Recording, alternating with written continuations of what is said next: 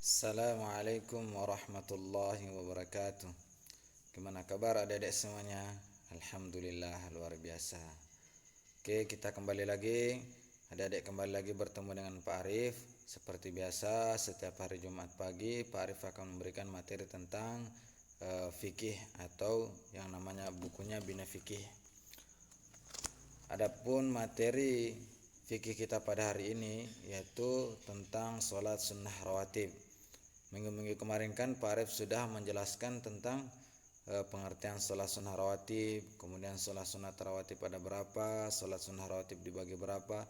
Minggu sebelumnya Pak Arif sudah jelaskan, adapun sekarang Pak Arif nanti akan menjelaskan tentang tata cara sholat sunnah rawatib dan niat-niat sholat sunnah rawatib.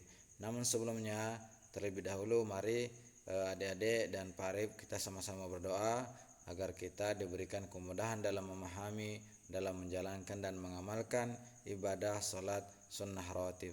Oke, kita berdoa sama-sama. Bismillahirrahmanirrahim. Raditu billahi rabba wa bil islami dina wa bi Muhammadin nabiyyan wa rasula. Rabbi zidni ilman warzuqni fahman. Oke, adik-adik semuanya, kita sudah berdoa kepada Allah Subhanahu wa taala. Mudah-mudahan doa kita diterima oleh Allah Subhanahu wa taala dan kita segala kegiatan kita, ibadah kita itu pahalanya diterima oleh Allah Subhanahu wa taala. Oke, sekarang Pak Arif akan menjelaskan tentang sholat sunnah rawatib. Sekedar sedikit mengulas kembali pelajaran sholat sunnah rawatib yang sudah Pak Arif jelaskan minggu sebelumnya. Yang pertama, pengertian sholat sunnah rawatib. Sholat sunnah rawatib adalah sholat sunnah yang mengiringi sholat fardu. Jadi sholat sunnah rawatib itu selalu beriringan dengan sholat fardu. Yang kedua, sholat sunnah rawatib dikerjakan sebelum sholat fardu atau sesudah sholat fardu. Berarti di sini adik-adik semuanya memahami bahwasanya sholat sunnah rawatib itu terbagi menjadi dua. Yang pertama dikerjakan sebelum sholat fardu dan yang kedua dikerjakan setelah sholat fardu. Kemudian sholat sunnah rawatib yang dikerjakan sebelum sholat fardu disebut sholat sunnah qabliyah. Adapun sedangkan sholat sunnah rawatib yang dikerjakan sesudah sholat fardu disebut sunnah ba'diyah. Jadi yang tadinya sholat sunnah rawatib itu dibagi menjadi dua, jika dikerjakan sebelum sholat fardu disebut sholat sunnah rawatib qabliyah, dan jika dikerjakan setelah sholat fardu dinamakan sholat sunnah rawatib ba'diyah. Kemudian sholat sunnah rawatib dikerjakan setelah masuk waktu sholat fardu. Jika ada yang bertanya, Pak Arif, gimana kalau sholat sunnah rawatib itu jam 10? Maka ini tidak bisa. Kenapa? Karena belum masuk waktu duhur. Jadi yang namanya sholat sunnah rawatib yang mengiringi sholat fardu itu ketika masuk waktu sholat fardu maka kita boleh mengerjakan sholat sunnah rawatib. Oke, sampai di sini bisa dipahami adik-adik? Alhamdulillah. Oke, Pak Arif lanjutkan lagi sekedar mengilas yang kemarin biar jangan lupa. Kemudian selanjutnya sholat sunnah rawatib itu terbagi menjadi dua. Ada yang muakkad dan ada yang ghairu muakkad. Salat sunnah rawatib yang muakkad artinya salat sunnah rawatib yang dilakukan atau sangat dianjurkan oleh Nabi SAW selalu mengerjakannya. Kemudian adapun jumlah salat sunnah muakkad itu bilangannya ada 10. Nanti kita perinci di belakang. Yang pertama 2 rakaat sebelum salat subuh. Yang kedua 2 rakaat sebelum sholat duhur jadi 4. Yang ketiga 2 rakaat sesudah sholat duhur jadi 6. Yang keempat 2 rakaat setelah sholat maghrib jadi 8. Dan yang terakhir 2 rakaat setelah sholat isya jadi 10. Jadi sholat sunnah rawatib yang muakkad itu jumlahnya ada 10. Nanti akan ditanya oleh Pak Arif ketika video ini sudah selesai, pembelajaran sudah selesai. Kemudian kan tadi sholat sunnah rawatib itu dibagi menjadi dua. Yang pertama yang muakkad dan yang setelahnya yang satunya lagi yaitu yang ghairu muakkad. sholat sunat rawatib yang ghairu muakkad. Pertama, sholat sunnah rawatib ghairu muakkad artinya sholat sunnah yang tidak dikuatkan atau tidak begitu ditekankan oleh Rasulullah SAW. Terkadang Nabi Muhammad SAW itu meninggalkannya. Ini menandakan bahwa sholat sunnah yang terkadang dikerjakan dan terkadang ditinggalkan oleh Rasulullah, oleh Nabi Muhammad SAW itu bukan sholat sunnah rawatib yang muakkad. Kemudian jumlah rakaat sholat sunnah rawatib yang ghairu muakkad itu ada 12. Ingat ya, yang muakkad tadi ada 10 dan yang ghairu muakkad ada 12. Jadi jumlah semuanya ada 22 rakaat. Kemudian di sini materi kita hari ini yaitu niat sholat sunnah rawatib. Perhatikan baik-baik, semuanya fokus, kita perhatikan.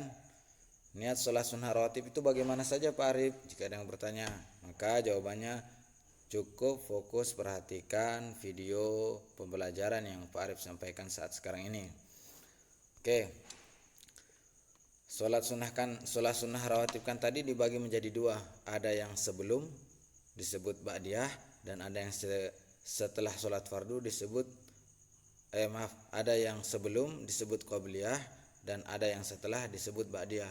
Nah, di sini Pak Arif ingin menyampaikan niat sholat sunnah rawatib qabliyah sebelum sholat fardu. Nah, sebelum sholat sunnah rawatib yang qabliyah itu hanya ada dua. Yang pertama sebelum sholat subuh dan yang kedua sebelum sholat zuhur. Niatnya seperti apa? Nah, di sini kita pelajari sama-sama. Niat sholat fardu sebelum sholat subuh. Yang pertama, usalli sunnatas subhi raq'ataini qabliyatan lillahi ta'ala.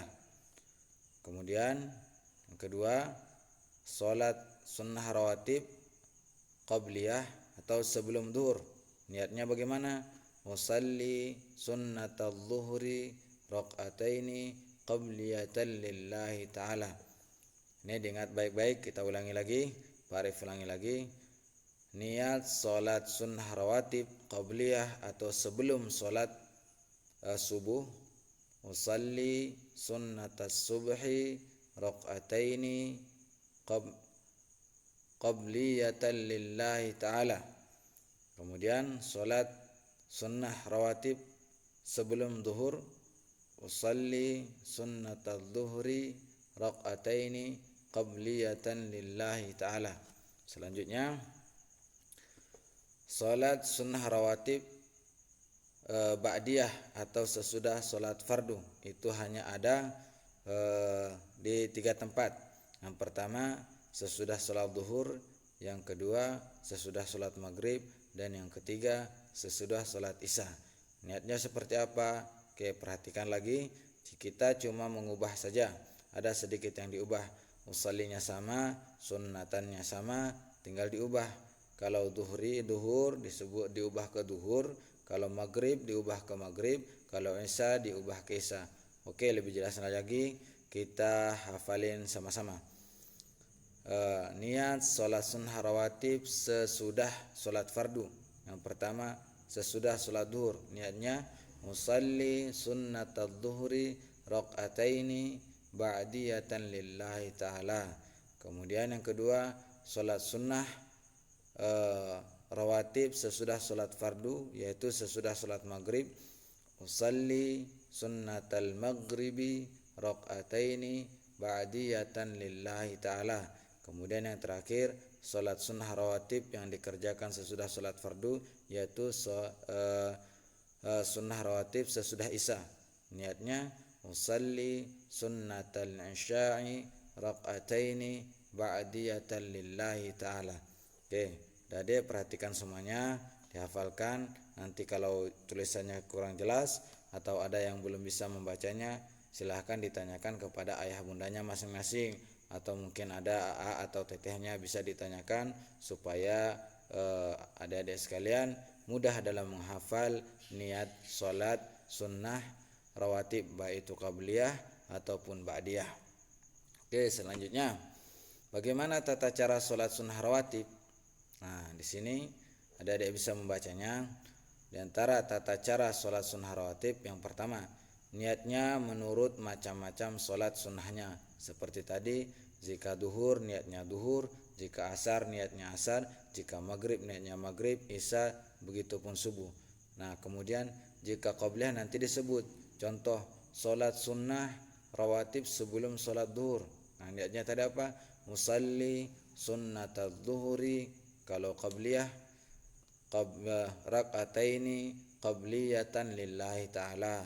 Kemudian kalau solat sunnah rawatib yang dikerjakan setelah solat fardu namanya solat sunnah ba'diyah.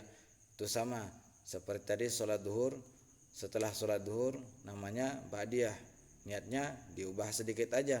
Musalli sunnatadz zuhri ba'di rak'ataini ba'diyatan lillahi ta'ala. Yang pertama, tata cara solat sunnah rawatib yaitu niatnya menurut macam solat sunnahnya. Kemudian yang kedua, tidak diawali azan dan iqamat. Karena ini yang membedakan antara solat sunnah rawatib dan solat fardu. Kalau solat fardu itu ditandai dengan azan dan dikerjakannya ditandai dengan iqamah. Sementara solat sunnah rawatib baik yang muakkad ataupun ghair muakkad, qabliyah ataupun ba'diyah, tidak didahului oleh azan dan iqamat. Kemudian yang selanjutnya dikerjakan sendiri-sendiri. Jadi solat sunnah rawatib itu tidak bisa dikerjakan secara berjamaah, tapi dikerjakan secara sendiri-sendiri. Maka adik-adik kan sering lihat ketika habis azan banyak bapak-bapak atau ibu-ibu yang berdiri dan mereka sholatnya itu banyak tetapi sendiri-sendiri. Nah, itu diantara salah satu tata cara dan ketentuan sholat sunnah rawatib, dikerjakan secara sendiri-sendiri. Kemudian bacaannya tidak dinyaringkan, tidak dibesarkan sehingga orang sebelah temannya mendengarkan, tidak. Tetapi sholat sunnah rawatib itu dibacanya itu cukup di dalam hati, ataupun kalau mau dibaca secara bukan di dalam hati maka suaranya kecil, sekiranya hanya orang yang membacanya saja yang mendengarkannya. Kemudian selanjutnya tiap-tiap 2 rakaat 1 salam. Jadi sholat sunnah rawatib itu dikerjakan 2 rakaat. Nah, kan tadi sholat sunnah duhur itu ada 4 rakaat sholat sunnah rawatibnya. Nah, yang pertama tata caranya dikerjakan 2 rakaat salam, terus sholat lagi 2 rakaat baru salam. Jadi tiap-tiap 2 rakaat salam, tidak bisa 4 rakaat baru sekali salam. Kemudian yang terakhir, diutamakan tempat mengerjakannya bergeser atau pindah dari tempat sholat fardu yang telah selesai dikerjakan. Ini semisal adik-adik habis sholat fardu di saf pertama, itu boleh geser sedikit atau maju sedikit atau mundur. Intinya jangan afdolnya itu jangan sampai berada di posisi kita yang sholat sebelumnya. Kalaupun memang tidak ada tempat untuk geser maka tidak jadi masalah, tetapi sebisa mungkin diutamakan untuk bergeser setelah sholat 2 rakaat salam, geser lagi, cari tempat yang lain. Tujuannya apa?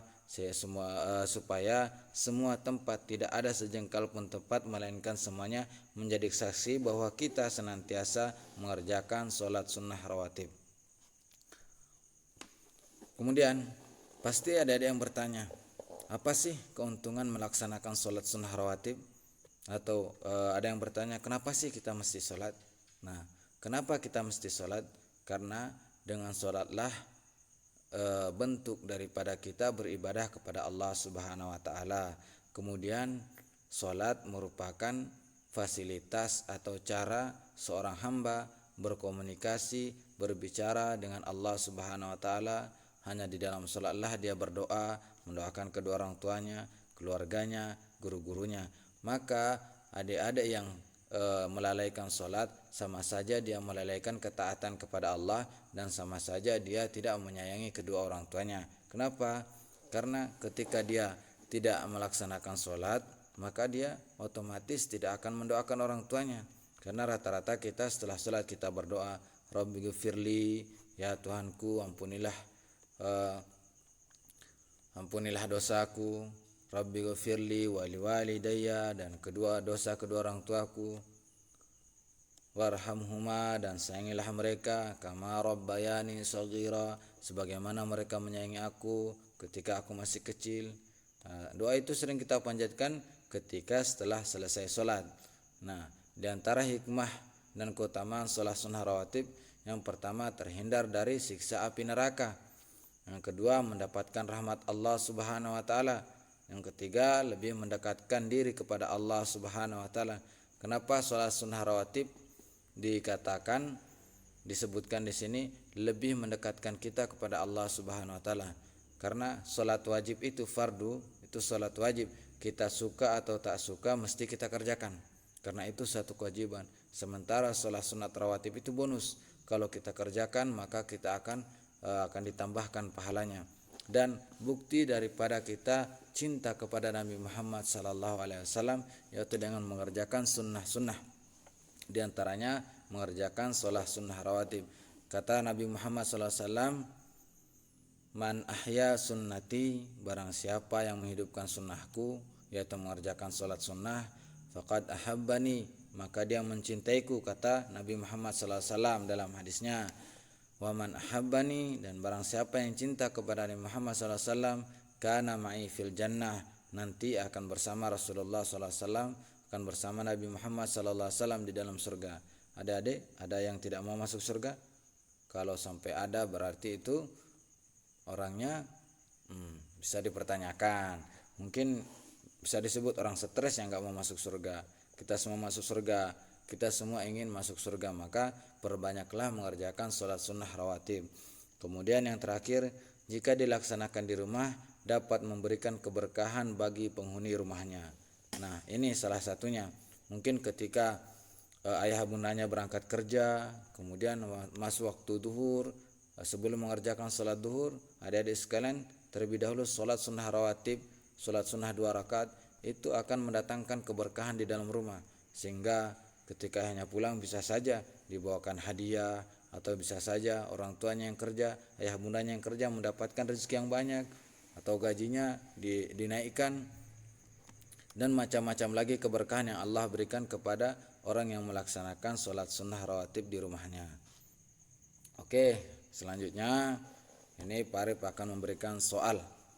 Nah, bagi adik-adik yang Oke, adik-adik sekalian, selanjutnya yaitu latihan soal. Nah, di sini Pak Arif akan memberikan beberapa latihan soal. Ini tugas yang harus diisi oleh adik-adik sekalian.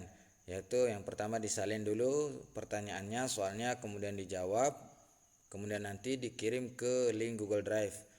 Pak Arif yakin bagi adik-adik yang dari awal memperhatikan video dan penjelasan dari Pak Arif pasti akan bisa menjawab latihan soal ini dengan mudah. Kemudian ini tugas yang pertama ya. Tugas yang kedua yaitu menghafalkan niat sholat sunnah rawatib, baik yang qabliyah ataupun yang ba'diyah. Jadi semuanya ada 5.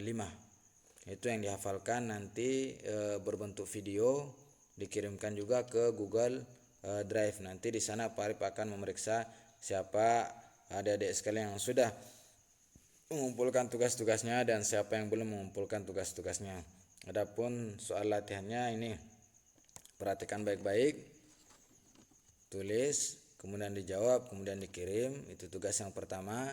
Tugas yang kedua yaitu menghafal niat sholat sunnah rawatib yang 5 tadi, baik qabliyah ataupun ba'diyah. Oke, Pak Arif cukupkan sampai di sini. Wabillahi taufiq wal hidayah. Assalamualaikum warahmatullahi wabarakatuh.